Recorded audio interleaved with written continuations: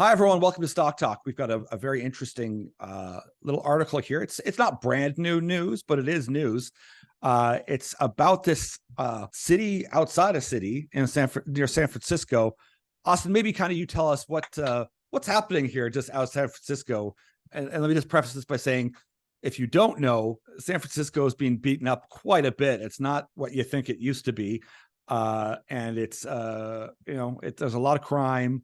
It's a tougher city, let's just say right now. Yeah, there's we could do a whole show specifically talking about San Francisco, but we'd probably end up going a bit off topic and moving from there. But this is a really interesting sort of project. It's called California Forever.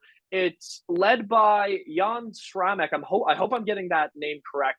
But former Goldman Sachs trader who's kind of pulled together a group of Silicon Valley billionaires. They've purchased over $800 million worth of land in Solano County. And they're kind of building this project, this venture that's going to be a new community. There's going to be solar farms. There's going to be, this sort of rural area between San Francisco and Sacramento. So it's very interesting in kind of the way that they wanted to do this. So I'll set it up for you, Andrew, and then we'll get your take here on what exactly you think this could go with. So it's, I just want to make sure I'm getting the details right here. It's 78 square miles of farmland that they've acquired over a period of time that began in 2008. The vision is this new city, tens of thousands of homes, solar energy farm parks, and it's all going to be funded by the private sector. So they want to transform this farmland into a city, which, okay, there's issues there that I kind of have with it already. But the idea behind it is interesting in the sense that it's going to basically be completely powered by the energy that they're going to be generating within the community. This needs approval from the Solano County. The voters are going to have to decide. Some residents obviously kind of leaning both ways. And now what you have to remember as well is a lot of these residents now are not what would be residents in the future, right? This is a lot more of a rural community. Farmland California is a little bit different than farmland Nebraska, but they're still similar kind of people as opposed to what you would typically get in your city centers in San Francisco or Sacramento, let's say. So it's an interesting kind of project. There's pros and cons, but what's your kind of initial thoughts on it? Well, it's an excellent one for like a conspiracy theory for sure, because you could take this in all sorts of directions. But yes, they have to get this approval. I think it's that farmland is under protection since 1984, and that's not going to be easy. I mean, they're pretty green and whatnot. And also, you're talking like it's Reid Hoffman, who's one of the co-founders of LinkedIn, Marc Andreessen from Andreessen Horowitz. I mean, massive, venture fund, every, Alphabet, you name it, all of that. That's what we're talking about. We're talking about the elite of the elite in Silicon Valley. 450,000 people will live in this city outside the city. So optics wise, will those 450,000 be handpicked? Who gets to go? It's privately funded. So this is not a city that anyone can go to. Will it be one of these like 15-minute ones where it's like gated, walled, and it's entirely renewable? Everyone's like-minded. They do their own thing. Okay, it's the city of the future. Is it possibly a model for letting all these cities decay, which we kind of see in a lot of, I hate to say it, democratic cities? They're just letting it fall apart, letting crime happen, letting it kind of fall apart. You can't build back better unless everything falls apart to build it back. That is, you can see where this takes the imagination of, is this what's going to happen? You'll have these downtown core cities that are kind of along the wayside where most people will live, but outside of the city will be the city of the future, the beautiful gated, IoT vision of the world, Internet of Things, everything's connected, it's green, it's everything. And they're private cities. So you can imagine anybody who is following this, exceptionally controversial, because it's a lot of the crowd that people don't seem to like on both sides of the political spectrum.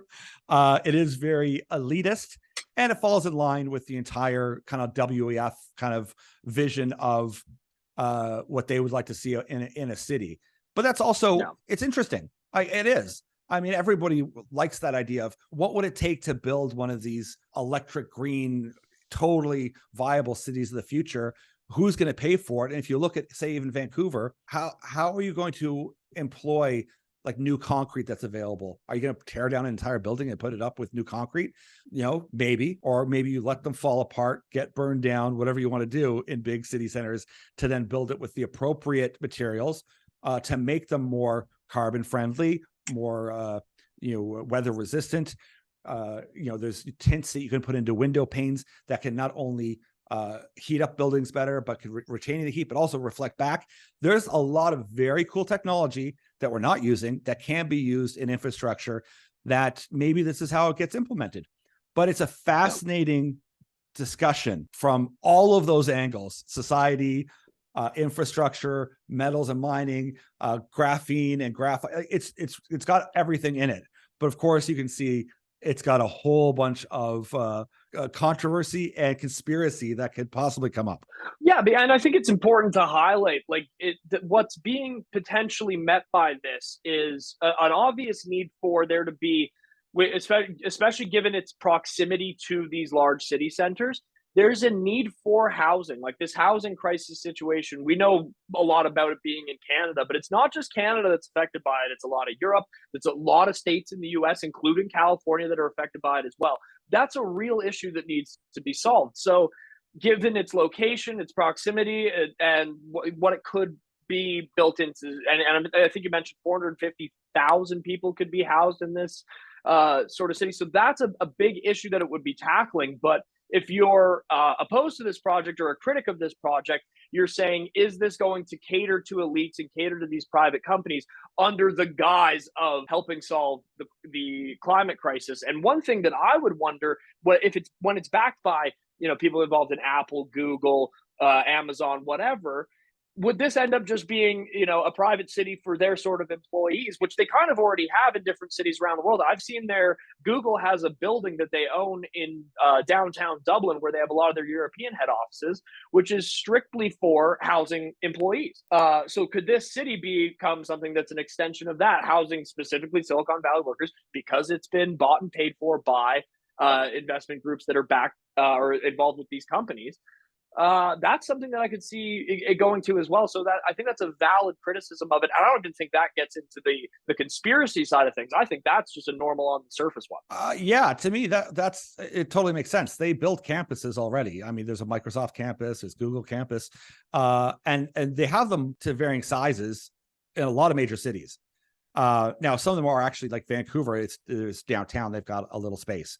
But it's interesting to see they know how to do this. They know how to build these campuses that keep people on campus. And part of the charm is you don't need to leave.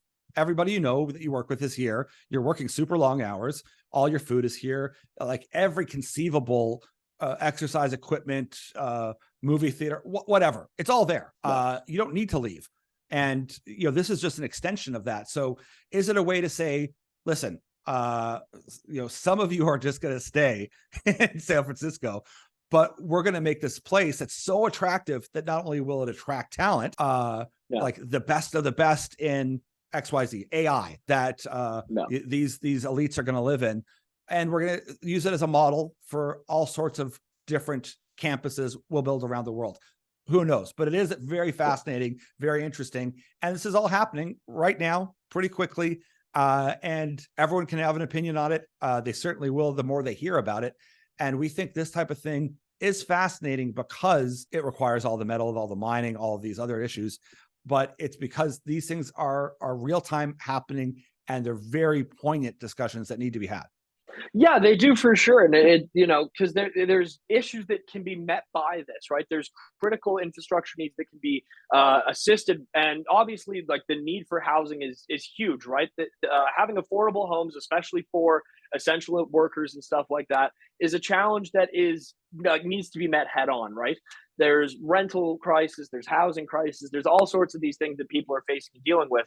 So how can you do this in a way where you're finding suitable locations, you're not disrupting already established communities. And speaking of disrupting established communities, there's going to be an uphill battle for Flannery Associates, the parent company in charge of this, to get this over the line, because they've already sued several of the owners that they were purchasing land off of, alleging a price fixing conspiracy. So they've already enraged some of the locals on this as well. And then in a full circle kind of moment, it's these locals that are going to have to vote in favor or against this thing actually going through at the end of the day. But it's a really, really interesting idea. I'd love to see more on the actual like detailed plans of what this would look like and what their big kind of end goals would be, because I think it could be really fascinating the way that this could play out. But I'd love to see more of those details before I myself have a final verdict on anything.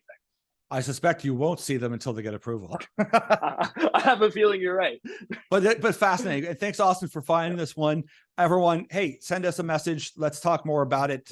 We'd love to engage you, and let's throw around conspiracies. Let's do some digging into this, and let's have a big fun exchange about what this could look like. Because like we said, there's a ton of positives and there's a ton of negatives with this idea. Yeah, let us know in the comments your thoughts. Sign up to our website. Let us know on our message board what you think about this. We'll have some more commentary on there regarding this and how it goes moving forward and stuff like that. But always great chatting to you, Andrew. Always love getting to discuss these kind of stories, and we'll look forward to chatting again soon.